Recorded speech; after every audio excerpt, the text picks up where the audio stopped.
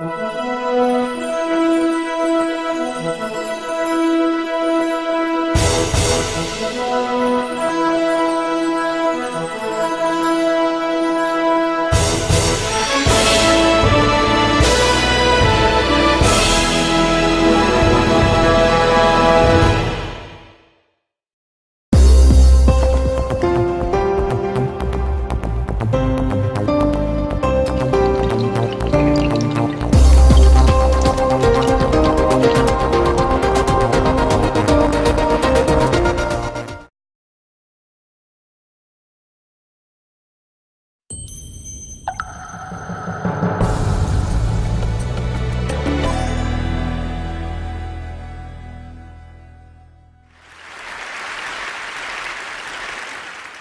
going to talk about a failure of intuition that many of us suffer from.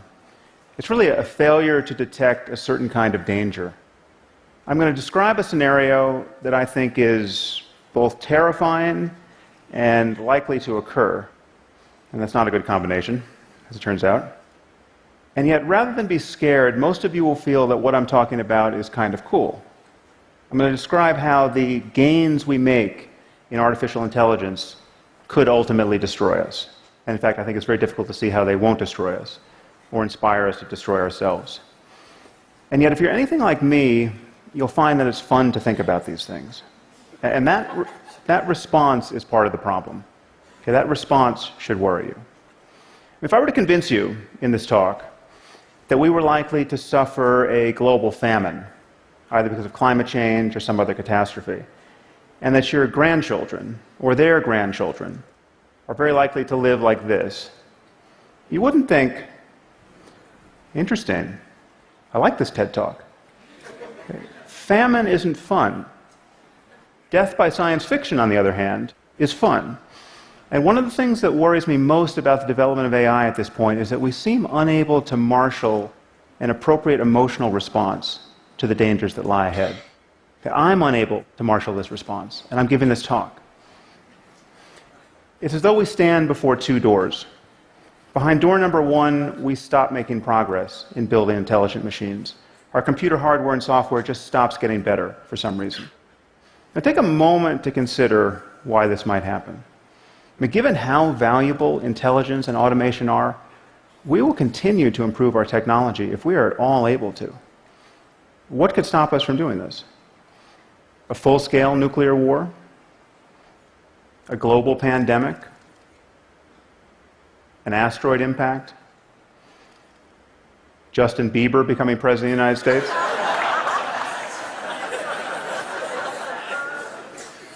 The point is, something would have to destroy civilization as we know it. Okay, you have to imagine how bad it would have to be to prevent us from making improvements in our technology permanently, generation after generation. Almost by definition, this is the worst thing that's ever happened in human history. So the only alternative, and this is what lies behind door number two, is that we continue to improve our intelligent machines year after year after year. And at a certain point, we will build machines that are smarter than we are. And once we have machines that are smarter than we are, they will begin to improve themselves. And then we risk what the mathematician I.J. Good called an intelligence explosion, that the process could get away from us.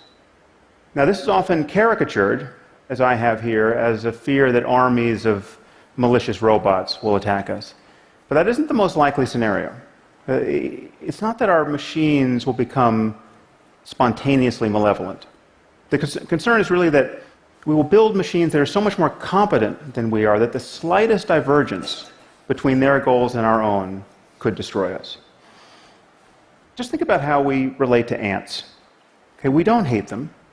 We don't go out of our way to harm them. In fact, sometimes we take pains not to harm them. We step over them on the sidewalk. But whenever their presence seriously conflicts with one of our goals, let's say when constructing a building like this one, we annihilate them without a qualm. The concern is that we will one day build machines that, whether they're conscious or not, could treat us with similar disregard. Now, I suspect this seems far-fetched to many of you. I bet there are those of you who doubt that superintelligent AI is possible, much less inevitable. Right? But then you must find something wrong with one of the following assumptions, and there are only three of them. Okay. Intelligence is a matter of information processing in physical systems. Okay. Actually, this is a little bit more than an assumption. But we have already built narrow intelligence into our machines, and many of these machines perform at a level of superhuman intelligence already. And we know that mere matter can give rise to what is called general intelligence, an ability to think flexibly across multiple domains, because our brains have managed it, right? I mean, there's just atoms in here.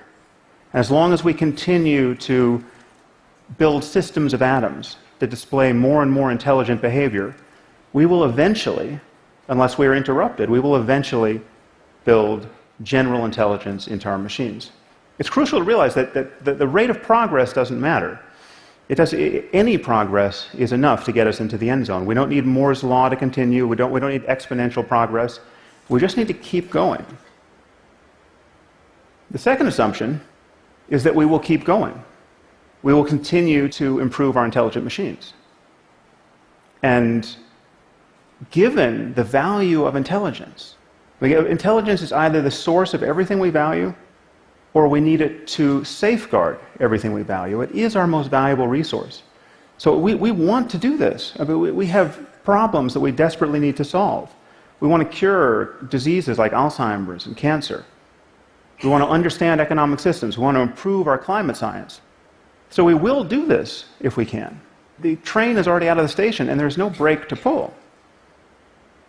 Finally, we don't stand on a peak of intelligence, or anywhere near it, likely. And this really is the crucial insight. This is what makes our situation so precarious. And this is what makes our intuitions about risk so unreliable. Now just consider the smartest person who has ever lived. On almost everyone's short list here is John von Neumann.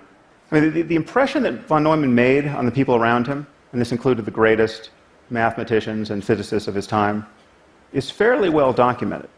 I mean, if only half the stories about him are half true, there's no question he's one of the smartest people who's ever lived.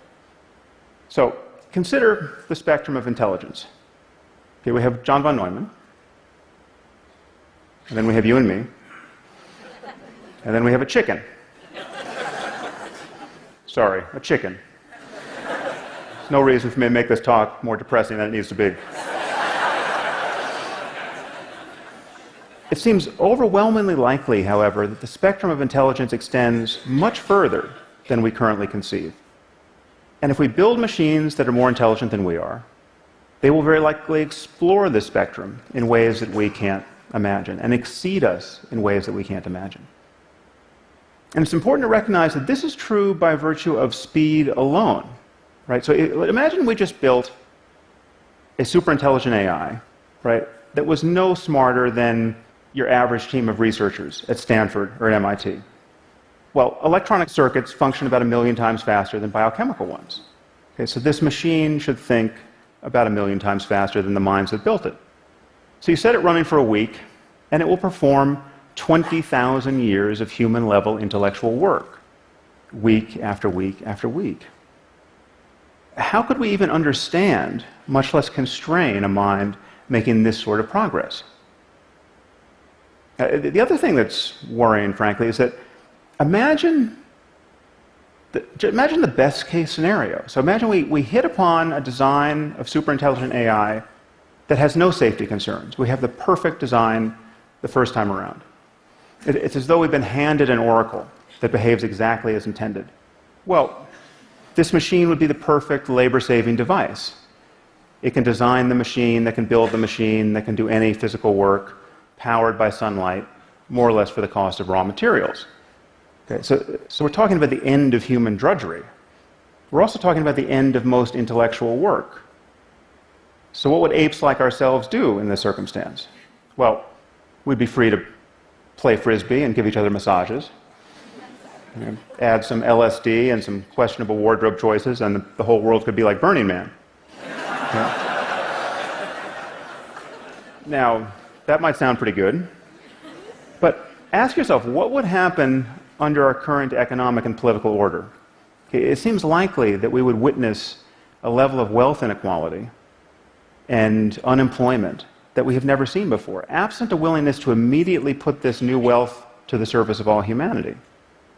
Okay, well, a few trillionaires could grace the covers of our business magazines while the rest of the world would be free to starve. And what would the Russians or the Chinese do if they heard that some company in Silicon Valley was about to deploy a superintelligent AI?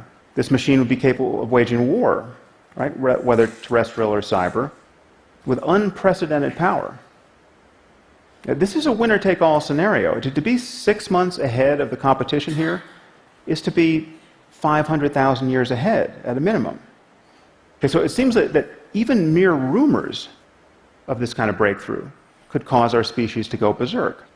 Now, one of the most frightening things, in my view, at this moment, are the kinds of things that AI researchers say when they want to be reassuring. And the most common reason we're told not to worry is time. This is all a long way off, don't you know? This is probably 50 or 100 years away. One researcher has said, worrying about AI safety is like worrying about overpopulation on Mars. Okay, this is the Silicon Valley version of, don't worry your pretty little head about it. Okay, no one seems to notice that referencing the time horizon is a total non sequitur. Okay, if intelligence is just a matter of information processing, and we continue to improve our machines, we will produce some form of superintelligence. And we have no idea how long it will take us to create the conditions to do that safely. Let me say that again. We have no idea how long it will take us to create the conditions to do that safely. And if you haven't noticed, 50 years is not what it used to be. And this is 50 years in months. This is how long we've had the iPhone. This is how long The Simpsons has been on television. 50 years is not that much time to meet one of the greatest challenges our species will ever face. And once again, we seem to be failing to have an appropriate emotional response to what we have every reason to believe is coming.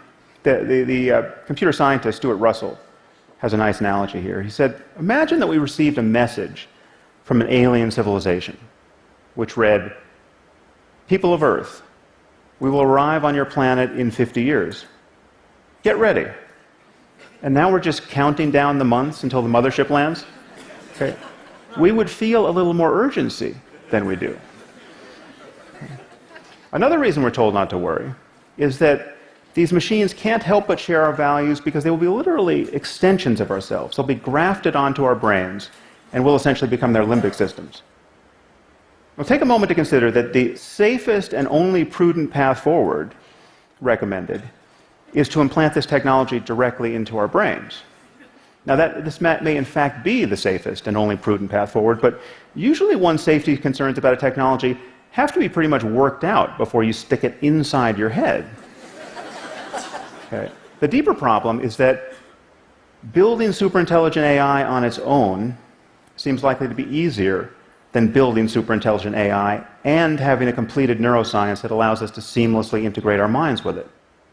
And given that the companies and governments doing this work are likely to perceive themselves to be in a race against all others, given that to win this race is to win the world, provided you don't destroy it in the next moment, then it seems likely that whatever is easier to do will get done first. Now, unfortunately, I don't have a solution to this problem, apart from recommending that more of us think about it. I think we need something like a Manhattan Project on the topic of artificial intelligence. Not to build it, because I think we'll inevitably do that, but to understand how to avoid an arms race and to build it in a way that is aligned with our interests.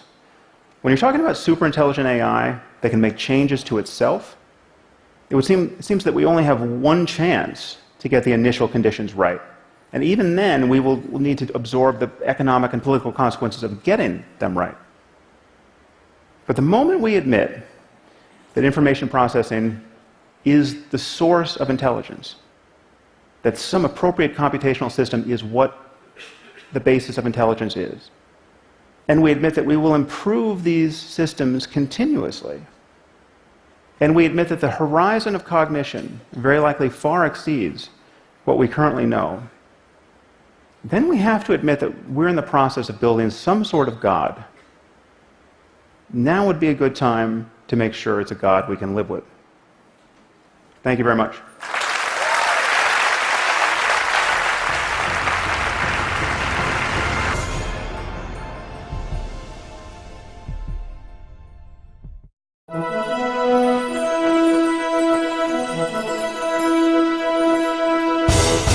Thank you.